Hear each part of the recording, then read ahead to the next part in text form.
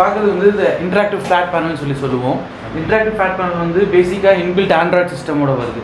Android system பார்த்தீங்கன்னா வந்து 3GB RAM and 16GB ROM இருக்கும். அதாவது ரன்னிங் மெமரி வந்து 3GB, இன்டர்னல் மெமரி வந்து 16GB.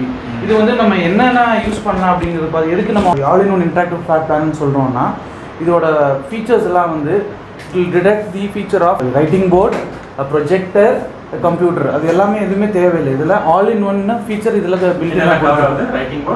ரைட்டிங் போர்ட் இருக்குது சார், ப்ரெசன்டேஷன் டூல்ஸ் இருக்குது, உங்களுக்கு இன்பில்ட் ஸ்பீக்கர் சிஸ்டம் இருக்குது. ஸோ நீங்கள் வீடியோஸும் ப்ளே பண்ணிக்கலாம், டிவியாகவும் கனெக்ட் பண்ணிக்கலாம், ஒரு ப்ரெசன்டேஷன் டூலாகவும் பண்ணிக்கலாம், வீடியோ கான்ஃபரன்சிங் டூலாகவும் பண்ணலாம்.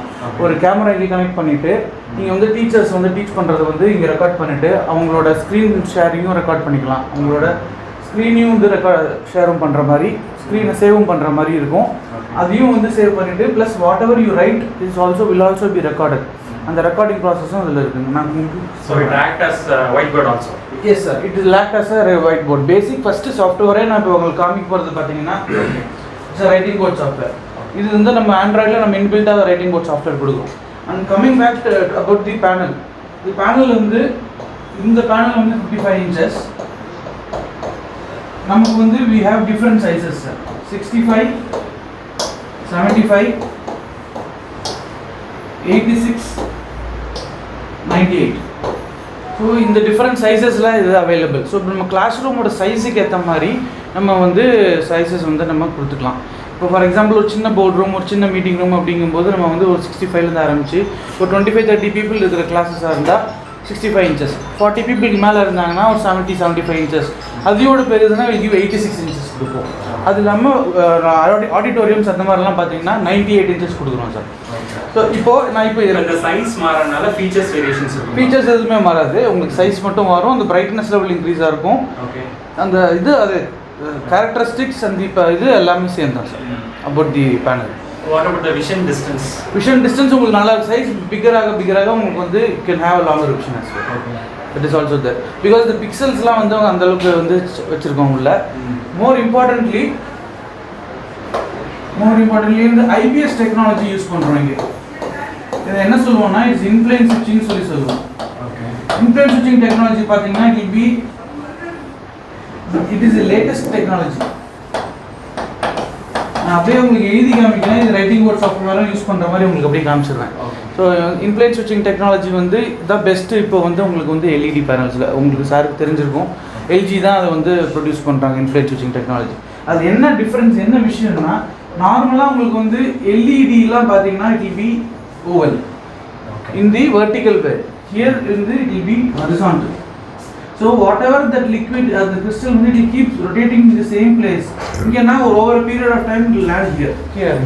So the brightness level கொஞ்சமா வந்து இது வந்து they themselves have developed this particular technology.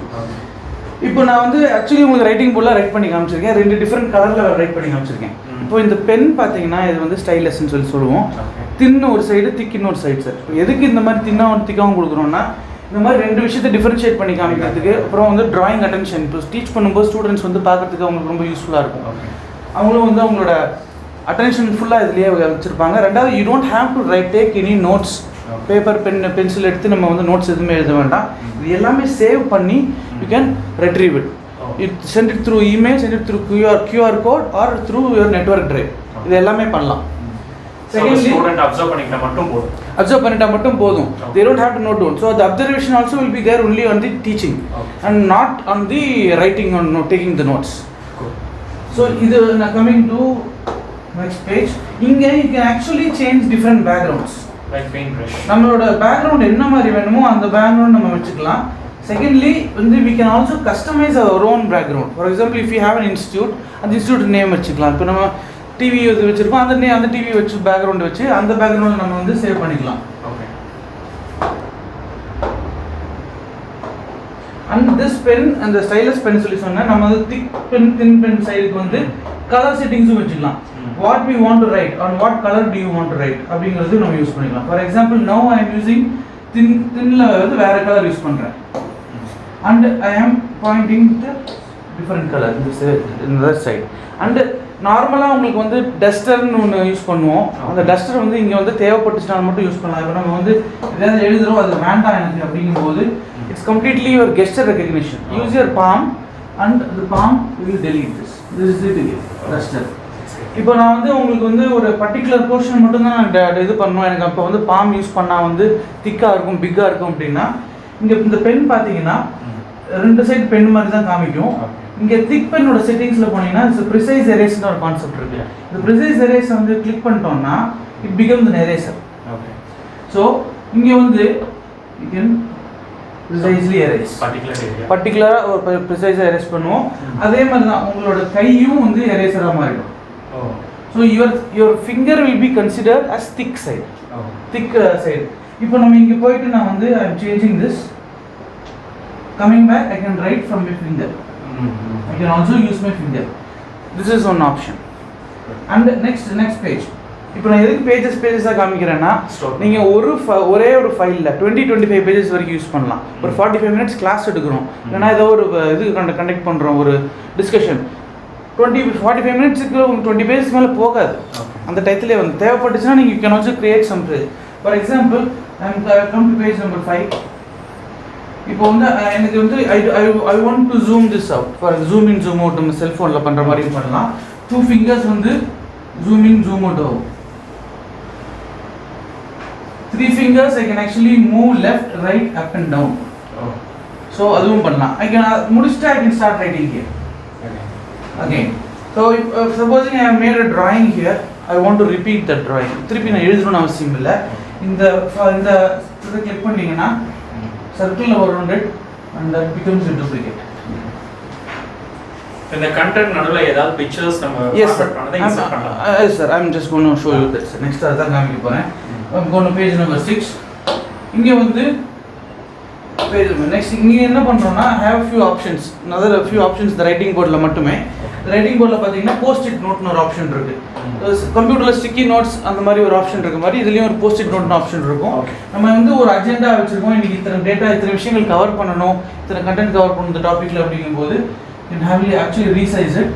when you click on this இதில் வந்து நீங்கள் கையில் எழுத வேண்டாம், virtual keyboard வந்துடும். அதை கிளிக் பண்ணிங்கனாலே ஆட்டோமேட்டிக்காக வச்சு எல்லாமே உங்களுக்கு வந்து this IR technology will recognize your finger and it will understand where it is being touched and what is being touched. So அந்த டெக்னாலஜி வந்து இது இல்லாமல் you can also connect your wireless keyboard and mouse using the dongle. wired keyboardும் use பண்ணலாம், மவுஸும் use பண்ணலாம். இதில் USB ports இருக்குது, HDMI ports இருக்குது. every port we are looking at from a computer point of view or from a cell phone point of view, everything is there in this. This you are doing. Next வந்து now I am going to highlight something. I just want to show only that portion. அப்போ வந்து நம்ம வந்து spotlight feature use பண்ணலாம். ஒரு spotlight feature பண்ணுறோம், அந்த ஸ்பாட்லைட்டை வந்து ஹைலைட் மட்டும் பண்ணி காமிக்கும். So that is also there. I am closing this and there is this portion. நீங்கள் கேட்ட அடுத்தது ஒரு பிக்சரை வந்து நம்ம வந்து இம்போர்ட் பண்ணி இதில் வந்து கொண்டு வந்து வச்சுட்டு அந்த பிக்சர் பிசைடாக we can write. and அந்த பிக்சர் பிசைட் இதெல்லாம் and you can also just do a split screen. I will show you that 2 different types of split screen இருக்கு இதில், அதையும் நான் காமிக்கிறேன். இப்போ I'm going to show you one split screen concept. This split screen வந்து 2 screens இல்லைனா 3 screensல split பண்ணுற மாதிரி இருக்கும். இப்போ ஃபார் எக்ஸாம்பிள் ஒரு டாபிக் எடுக்கிறோம், அந்த டாபிக் வந்து நமக்கு வந்து காமிக்கணும், ஒரு 2 பேருக்கு கூப்பிட்டு ஒப்பீனியன் காமிக்கணும் அப்படிங்கும்போது நீங்கள் வாங்க ரைட் அதில் எழுதுங்க ரைட் சம்திங். நான் இந்த டிஃபரன்ஸ்க்காக இந்த டிஃப்ரெண்ட் கலர்ஸ் கொடுக்குறேன். நான் எழுதிட்டு நான் வந்து I'm just trying to move to that screen, அதுக்கு மேலே அது போகாது. இப்போ அவர் அதில் எழுதிட்டு வரும்போது அந்த ஸ்க்ரீனில் நீங்கள் வராது. ஸோ இங்கே வந்து third person can write from this. So indirectly page continuation. So the page continuation ஒன்று I am splitting the screen into 3. So for example if I need some kind of opinion for one topic, or do's and don'ts, or like how to go about it, இல்லைனா நீங்கள் you can invite the student and ask the student to write something about one topic, இன்னொரு ஸ்டூடெண்ட்டை கூப்பிட்டு சொல்லலாம். அப்போ அந்த comparison இருக்கும் and it will be more interactive. அந்த இன்ட்ராக்டிவ்னஸ் வந்து ரொம்ப யூஸ்ஃபுல்லாக இருக்கும். thirdly இந்த பர்டிகுலர் பேஜ் வந்து what we can do is இந்த ரிமோட் இருக்குது, இந்த இன்டெலிஜென்ட் ரிமோட்னு சொல்லுவோம். இந்த ரிமோட்டில் வந்து வால்யூம் கண்ட்ரோல் மட்டும் இல்லாமல் we can actually take photos. snapshot ஃபீச்சர்னு ஒன்று இருக்குது, snapshot எடுக்கலாம் and we can move between operating systems. அது நான் அடுத்தது என்னன்னு சொல்கிறேன். இப்போ இந்த பிக்சர்ஸ் வந்து போர்ட்ல ஸ்டோர் பண்ணிருக்கிறது மட்டும் தான் நம்ம டிராக் பண்ண முடியுமா இல்ல USB ல எடுத்துக்கலாம். USB ல எடுத்துக்கலாம். நீங்க USB ல சேவ் பண்ணி சிஸ்டமோட கனெக்ட் பண்ணிக்கும்போது இதுல இருக்கதா by touch screen can we take it sorry sir இங்க கேட்டல. இப்போ அங்க வந்து இம்போர்ட் பண்றோம் பிக்சர்ஸ். ஆமா சார். USB மூலமாவோ இல்ல வந்து நம்ம ஆல்ரெடி சிஸ்டம் சேவ் பண்ணி வச்சிருக்கலாம். Okay fine. ஆமா. இப்போ நம்ம இத வந்து ஈத்தர்நெட்ல கனெக்ட் பண்ணிக்கீங்க. ஆமா சார். நான் வரேன். இதுல இருந்து எடுத்துக்க முடியுமான்னு கேக்குறேன். எடுத்துக்கலாம். அதாவது எப்படின்னா இந்த ரைட்டிங் போர்டு வந்து இஸ் only Android based. இப்போ when you are doing a screen sharing, this will become a monitor for you. Okay. This will become a monitor for you, and whatever you do there in your laptop, that will be reflected here. And you can also touch from here and the laptop will have the reflection there. And நம்ம என்ன work பண்றோமோ அந்த லேப்டாப்ல தான் save ஆகும். இங்க இதுல inbuilt மெமரியில save ஆகாது. இதுல சேவ் ஆகாது. இது நம்ம இப்போ ரைட்டிங் போர்ட்ல பண்றோம்னு வைங்க. If you want to bring in import a picture and save this, all this will be saved in the writing board memory. Okay. அதுக்குன்னு ஒரு memory. Can we export from this particular system storage to this particular board? You mean transferring of files? For example, some emergency, I'm taking some picture from this. I need some picture from this particular area. So can we take from there? என்னோட question போர்ட்ல இருந்து நம்ம சிஸ்டம்ல இருக்க storage வந்து எடுக்க முடியுமா? போர்ட்ல இருந்து இந்த சிஸ்டம்ல ஸ்டோரேஜ்ல எடுத்து இங்க காமிக்கிறதுக்கு கேக்குறீங்க. அது வந்து உங்களுக்கு வந்து ரைட்டிங் போர்ட்ல காமிக்க முடியாது. நார்மலா நீங்க ஸ்கிரீன் ஷேரிங்ல எடுத்துக்கலாம். ஆக்சுவலா லேப்டாப் கான்செப்ட் போயிருச்சனாலே நம்ம iOS அந்த iOS அந்த கான்செப்ட் போயிருமா சார்? ஆமா சார். ஆண்ட்ராய்டில் வந்து லேப்டாப் ஆண்ட்ராய்டு இது இந்த டச் போர்டோட ஓகே எல்லாமே பார்த்தீங்கன்னா நார்மலாக வந்து ஆண்ட்ராய்டு பேஸ் பண்ணியிருக்கு சார். இப்போ நீங்கள் லேப்டாப்பை ஷேர் பண்ணும்போது அது ஆட்டோமேட்டிக்காக அந்த நம்ம நார்மல் iOS இருக்குல்ல விண்டோஸ் ஸ்க்ரீனாக மாறிடும். இல்லை அதான் ரெண்டு கனெக்ட் ஆகும்போது இதோட ஃபங்க்ஷன்ஸ் இதோட ஸ்டோரேஜ் அது ரிப்ளேஸ் ஆக முடியும். இல்லை இந்த ஃபங்க்ஷன் வந்து இதில் ஒர்க் பண்ணாது. இப்போ இந்த டச் பேட் இருக்குதுல இந்த இதில் ஒர்க் பண்ணாது. சார் என்ன கேட்குறாங்கன்னா நீங்க வந்து நீங்க இங்க இருந்து அதோட ஃபைலை எடுத்து இதுல இந்த ஸ்டோரேஜ் கொண்டு வர முடியாது. இதோட ஸ்டோரேஜ் கொண்டு வர முடியாது. You will have to put it in the cloud or move it through pen drive அந்த மாதிரி pen drive. We need to say well in advance we need to store the pictures in USB and we have to use it. Correct. For using it inside the writing board. Okay. Inside this writing board. Okay. இப்போ already அந்த option காமிக்கல Srikanth sir. ஆக்சுவலாக நீ click பண்ணோடனே options 3 option காமிக்கல sir. ஒன்று for SD card, இன்னொன்று வந்து அந்த 3 ஆப்ஷன் ஜஸ்ட் ஷோ பண்ணுங்களேன். இப்போ இந்த பார்த்தீங்கன்னா அது SD card, USB and SD card அவ்வளோதான். ஆக்சுவலாக என்னன்னா ஒன்று பென்ட்ரைவில் போடலாம், இல்லைனா ஆல்ரெடி SD கார்டு நம்ம இன்பில்ட் இப்போ SD கார்டு ஆப்ஷன் இருக்குது, கார்டில் போட்டுக்கலாம். அப்படி இல்லை அப்படின்றப்ப வந்து நம்ம USB பென்ட்ரைவில் வந்து டீச்சர்ஸ்னால் நம்ம திடீர்னு ஒரு மைண்டில் வரும், ஒரு பிக்சர்ஸ் தேவைப்படும். ஸோ அதுக்காக நம்ம வந்து ரெடியாக. ஸோ இப்போ உங்களுக்கு வந்து மைண்ட்ல வருது இல்லையா? I'm going to come to that point. Next point I'm coming there. இப்போ வந்து now இத க்ளோஸ் பண்றோம். we closing this writing. இல்ல ஸ்ரீகாந்த் ஜஸ்ட் a minute ஒரு சின்ன क्वेश्चन. பட் என்னன்னா அந்த மாதிரி டயத்துல ஜஸ்ட் ஆன்லைன்ல போயிட்டு கூகுள்ல போய் எடுக்க முடியாது. அதுதான் என்ன பண்ண போறேன்னா we will have next portion I will show you the other applications that are there. இப்போ நீங்க கேட்டதனால இப்போ வந்து I'm going there. Okay. இங்க பாத்தீங்கன்னா we have different applications inside inbuilt in this panel by itself. So for example நம்ம வந்து Chromeல போயிட்டு if you want to download this picture, இந்த picture download பண்ணிட்டு இந்த picture நீங்க சிஸ்டம் அங்கல இருந்து போய் import பண்ணிக்கலாம். So you don't have to go for another computer. You can do it here itself. Okay. Answer? Yes. Thank you. So I'm going to go back there. அந்த ஒரு திரும்ப அதுக்கு போற ரைட்டிங் போர்ட் முடிச்சிடலாம். And இங்கே வந்து different saving options இருக்கு sir.